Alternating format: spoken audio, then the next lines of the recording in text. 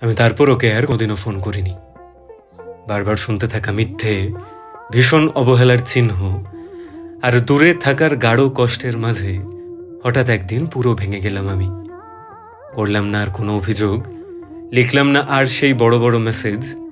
ঘুমোতে না পারা রাত, একদম একলা হয়ে যাওয়া আমি শুকনো পাতার মতো পড়ে রইলাম নিজের ঘরের কোণে।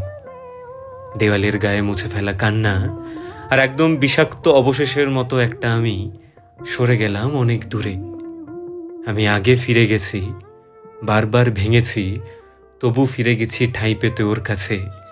কিন্তু এবার যেন কেউ ভেতর থেকে বলল, অনেক হলো, এবার তুমি থামো। যার যাওয়ার সে তো যাবেই তোমায় ছেড়ে। আবার যদি আটকে নিতে চাও, তুমি নিজের চোখে নিজেই যাবে হেরে। আর তাই ওকে আমি আর কোনোদিনও ফোন করিনি।